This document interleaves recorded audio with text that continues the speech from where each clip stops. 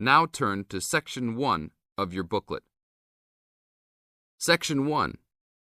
Listen to the telephone conversation between a student and the owner of a paragliding school and answer the questions 1 to 7. Now you have some time to read questions 1 to 7.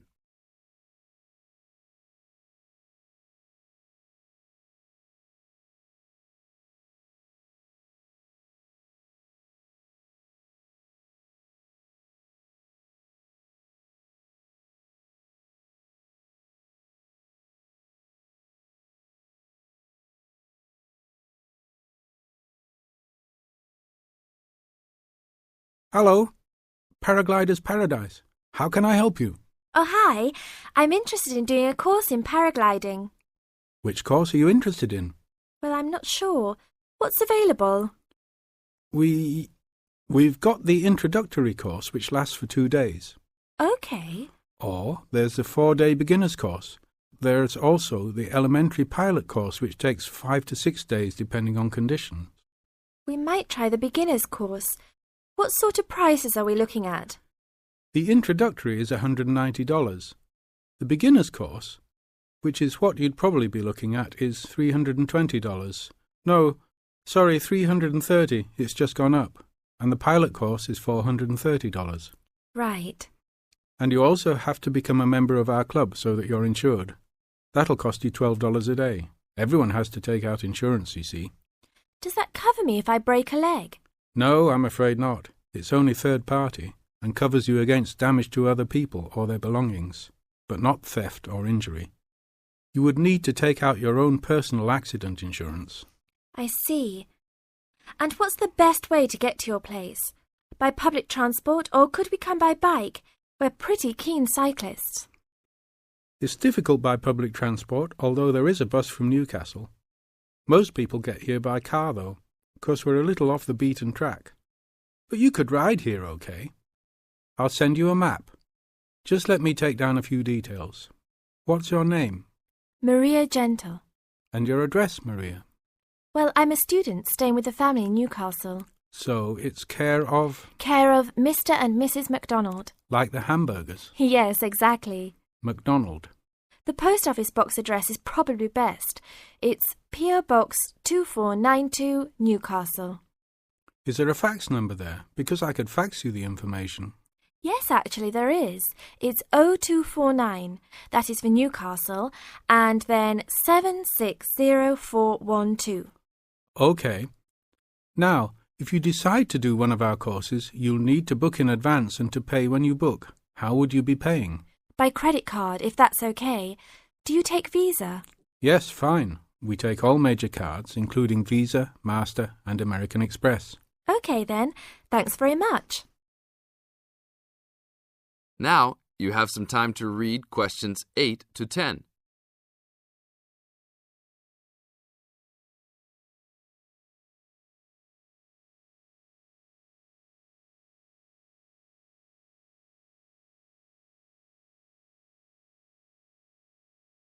As the conversation continues, answer questions 8 to 10. Hi, Pauline. Hi, Maria. What's that you're reading? Just some information from a paragliding school. It looks really good fun. Do you fancy a go at paragliding? Sure. Do you have to buy lots of equipment and stuff? Not really. The school provides the equipment, but we'd have to take a few things along. Such as?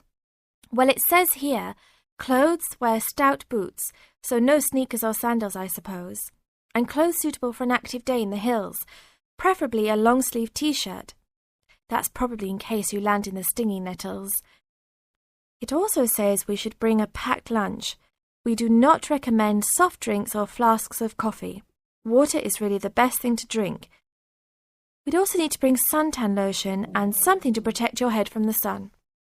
Okay, that sounds reasonable. And where would we stay? Well, look, they seem to operate a campsite too, because it says here that it's only $10 a day to pitch a tent. That'd be fine, wouldn't it? And that way we'd save quite a bit because even a cheap hotel would cost money. Or perhaps we could stay in a bed and breakfast nearby. It gives a couple of names here we could ring. I think I might prefer that. Hotels and youth hostels would all be miles away from the farm, and I don't fancy a caravan. No, I agree. But let's take a tent and pray for good weather. Okay, let's do it. What about next weekend? No, I can't. I'm going on a geography field trip. And then it's the weekend before exams, and I really need to study. Okay then. Let's make it the one after the exams. Fine. We'll need a break by then. Can you ring and... This is the end of Section 1. You now have half a minute to check your answers.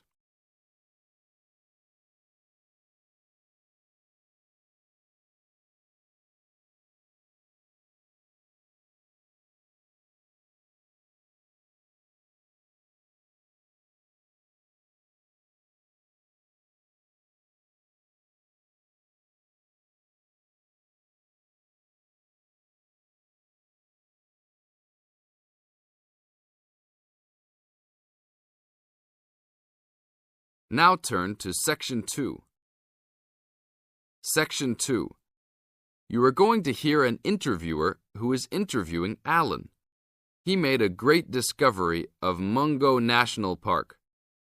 First look at questions 11 to 15.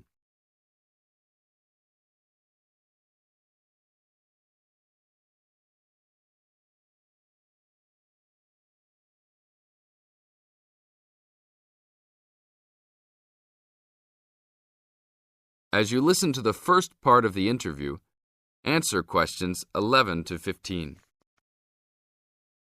An event occurred in 1996 over a period of 3 days that attracted considerable attention at the time and led to a new find in Mungo National Park, which is the focal point of the Willandra Lakes World Heritage Area in New South Wales, Australia. I talked to Alan Moore, the organizer of this trip, about his experience. Alan, what was the purpose of your trip? Well, as you know, I love the outback and lead tours of people wanting to go into more remote parts of the country. However, I thought it was time for me too to have a holiday. So I packed up my family and we went to Mungo National Park. Why did you choose this location? It holds a record of Aboriginal life stretching back over 40,000 years. And of course, I wanted my young kids to be amazed by the main feature of the park, the remarkable Walls of China, as they're called, where wind and water erosion have exposed this long history. I see. What was the weather like? It was unusual for that time of year. The rain was just one continual downpour after another. We were always soaked to the skin. So we decided to cut our holiday short and only stayed 3 days in the end. However, it was eventful. The obvious problem was to get back to the nearest town, a small place called Burunga. But the dirt roads out there are always impassable after rain, so we settled down for a long, wet wait in the park. We didn't really mind because the scenery was so interesting. However, the kids wandered away without our noticing, and eventually we realized they must be lost. So we used our two-way radio to contact the park rangers and the police, and a helicopter was sent. Luckily, the kids were found within a few hours, but they'd made an important discovery. Now look at questions 16 to 20.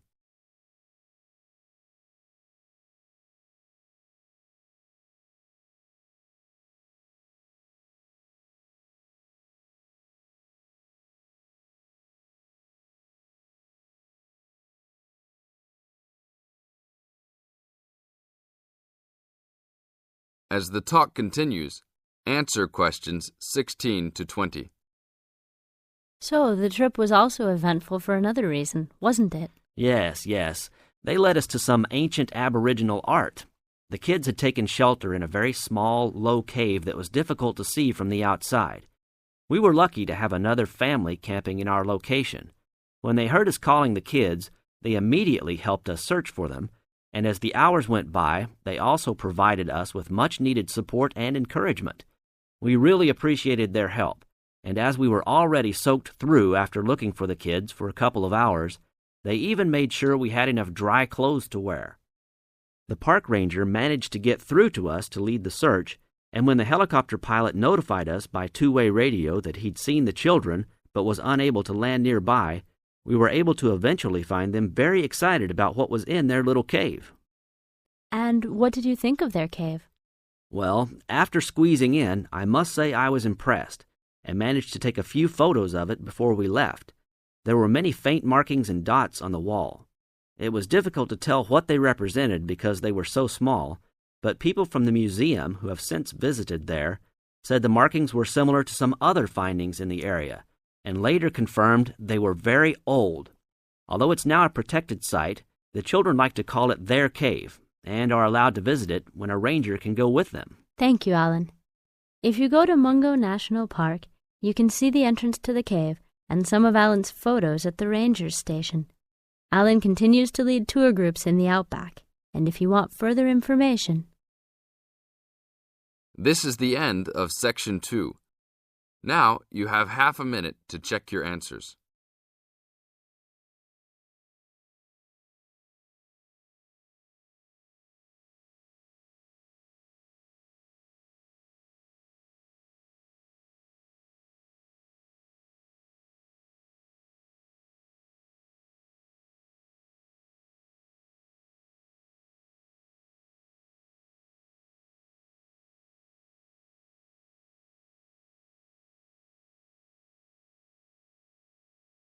Section 3. You are going to hear a conversation between Sally and Ben. They are new college students.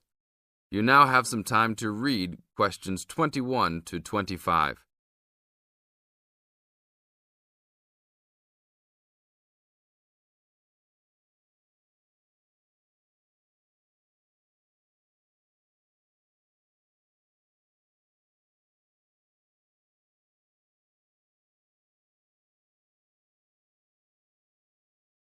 Now, listen to the first part of the conversation and answer questions 21 to 25. Hi, Ben. Sally. How are you? Fine. I wondered if I'd run into you. When did you get here? I only arrived last night, just in time. I prefer to travel on Sundays to miss the working rush. I suppose you arrived in plenty of time. Oh, I've been here for 4 days now, so it must have been Thursday that I arrived. I like to have a good chance to look around and settle in. I should have come earlier too. I'm hoping to get a part-time job. Well, you've no time today, I suppose. Do you still plan to be an architect? Yes, it's what I've always wanted to do. And you were planning to do economics, weren't you? Yes, I was, but now I've decided on psychology instead. How many textbooks do you have to get? I've been given this long list, and I'm sure they'll cost a fortune. See? That looks a lot. It's longer than my list. Well, it's 14 all told. So I might use library copies instead of buying some of them. What about you? I'll probably buy the whole lot of mine because I only have 5 on my list, although I'm sure there are many more I'll have to read.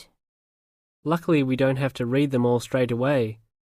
Have you got your class timetable yet? It came with the book list. When do your lectures start? Tuesday. That's tomorrow. How about yours? Oh, I've got an extra day, the day after yours start. Now you have some time to read questions 26 to 30.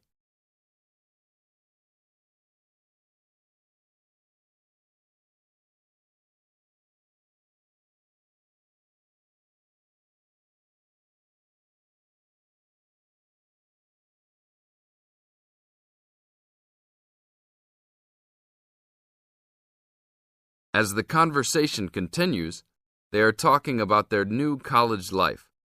Listen carefully and answer questions 26 to 30. It's nothing like school, is it? Not so far, and the lectures will certainly be different. Do you have any special approach for keeping up with lectures and the amount we have to read? Well, I usually try to read every word in a book, in case I miss something important. So I suppose I'll try to write down every word of the lecture if I can. Oh, I couldn't do that. I'd get cramp in my fingers, and I wouldn't really hear what was being said.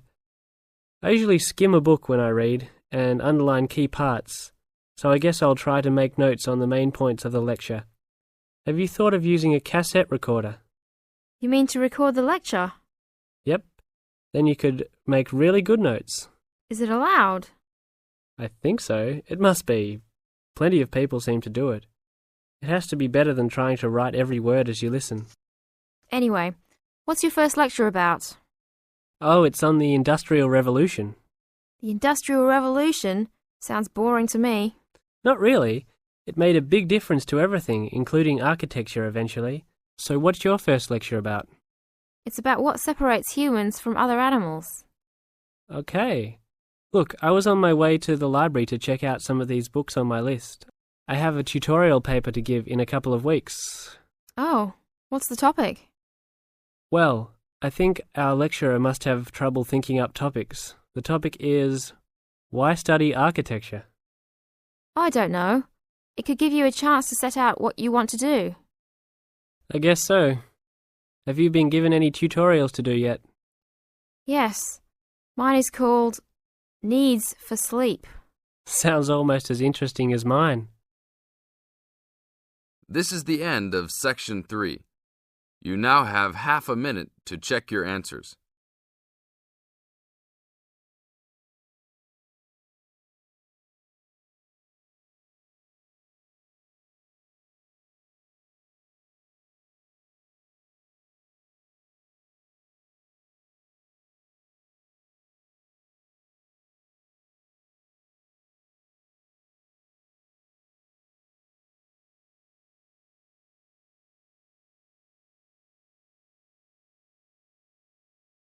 Now turn to Section 4.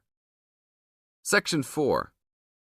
In this section, you are going to hear a talk introducing the courses and entry requirements of the Department of Psychology. You now have some time to look at questions 31 to 35.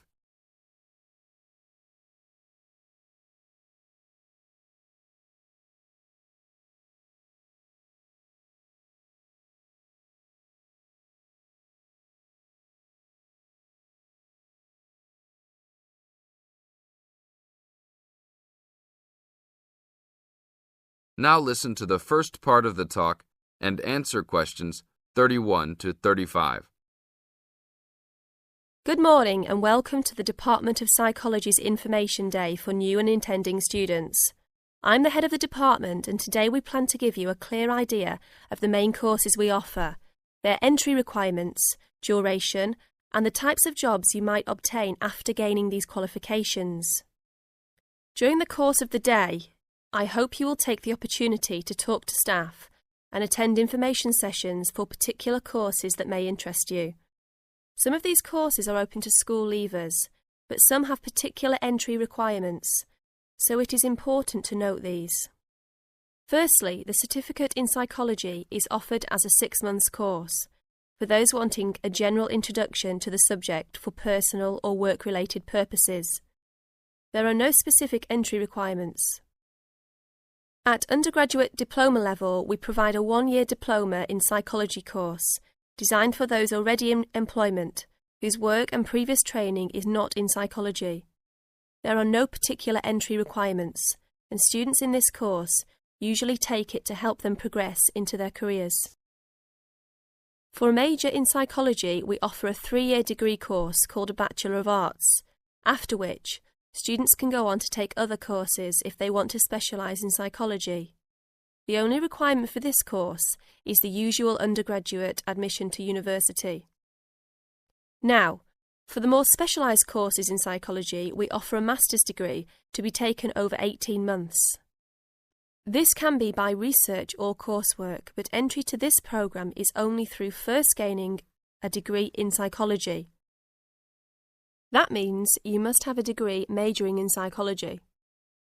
And lastly, for those wanting clinical qualifications at postgraduate level, we offer a diploma in clinical psychology over a 12-month period, usually called Clinical Psychology Diploma, for short. The minimum entry requirement for this programme is an appropriate honours degree. Now look at questions 36 to 40.